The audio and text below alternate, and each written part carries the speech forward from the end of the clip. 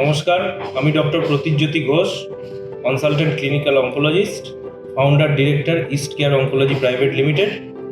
আমি আজকে ডিসকাস করব top 5 early signs of cancer বা ক্যান্সারের প্রথম দিকে যে লক্ষণগুলি দেখা যায় তার মধ্যে যেটা সবথেকে 5টি ইম্পর্ট্যান্ট লক্ষণ সেগুলো নিয়ে।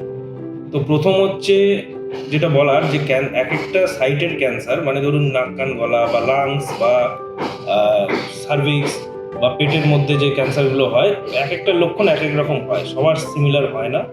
কিন্তু তবুও কিছু কিছু লক্ষণ আছে যেগুলো দেখা যায়, সব ক্ষেত্রেই কিছু না কিছু মাত্রায় দেখা যায়। যেমন হচ্ছে 1 নম্বর বলতে গেলে হচ্ছে আনএক্সপ্লেইনড ওয়েট লস। মানে একটা পেশেন্টের অনেক খুব তাড়াতাড়ি, ধরুন লাস্ট 6 মাসে অনেকটা ওয়েট লস হয়েছে, মানে লাস্ট 2-3 বছর ধরে ওয়েট লস হয়েছে, সেটা অতটা ইম্পর্টেন্ট নয়, বাট খুব তাড়াতাড়ি মানে 6-7 মাসের মধ্যে অনেকটা, মানে যেটা আমরা বলি 10% অফ দ্য বডি ওয়েটের যা ছিল তার 10%-এর বেশি ওয়েট লস হয়েছে। তো এইগুলো হচ্ছে, এটা একটা ইম্পর্ট্যান্ট জিনিস। সেকেন্ড হচ্ছে ফ্যাটিক। ফ্যাটিক মানে সবসময় পেশেন্টের একটা ল্যাক অফ এনার্জি যেটা বলে, সেইটা দেখা যায়। এটাও খুব একটা ইম্পর্টেন্ট লক্ষণ, যেটা অনেক ক্ষেত্রেই হতে পারে, তবে ক্যান্সারের ক্ষেত্রেও একটা আর্লি সাইন। তৃতীয় হচ্ছে আনএক্সপ্লেইনড ব্লিডিং। সেটা ব্লিডিংটা যে কোনো জায়গা থেকেই হতে পারে, যেমন ধরুন পায়খানার রাস্তা দিয়ে ব্লিডিং হওয়া, বা যেটা আমাদের পারভ্যাজাইনাল ব্লিডিং বলি আমরা, সেইখান দিয়ে ব্লিডিং হওয়া, বা কাশির সাথে রক্ত আসা বা বমির সাথে রক্ত আসা, এইগুলো বিভিন্ন টাইপের ক্যান্সারের লক্ষণ হতে পারে। তো এইটা একটা গেল। এরপরেরটা হচ্ছে, যেমন আপনাদের দেখা যায় যে বাওয়েল বা ব্লাডার হ্যাবিটের চেঞ্জেস বলি আমরা।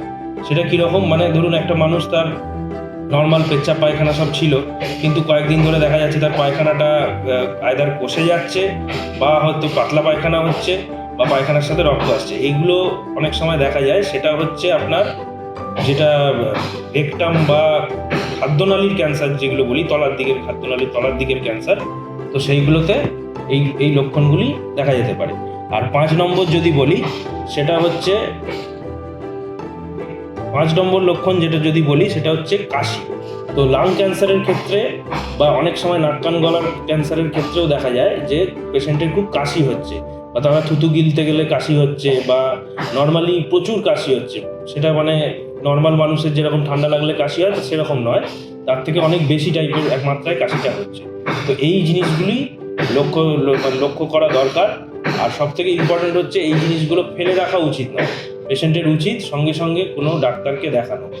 সবসময় হয়তো বোঝা যাবে না যে এটা ক্যান্সারেরই সিমটম, হতে পারে অন্য কোনো কারণে হয়েছে, কিন্তু কোনো না কোনো ডাক্তারকে দেখানো উচিত।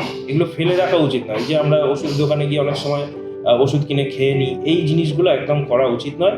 এটা ডাক্তার দেখানো উচিত, কারণ ডাক্তারকে দেখালে সে আপনার সিমটমগুলি দেখে বুঝতে পারবেন যে এটা কোন দিকে যেতে পারে, দিয়ে উনি তাহলে সেটার জন্য যে দরকার টেস্ট আছে যেগুলো, সেগুলো করতে দেবেন, বা হয়তো যে ডাক্তারের কাছে, মানে কনসার্ন স্পেশালিস্ট ডাক্তারের কাছে পাঠানোর, তার কাছে পাঠাবেন।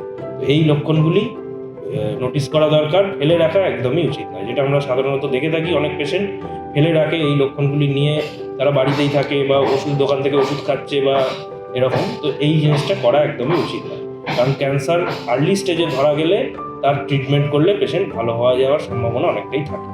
নমস্কার।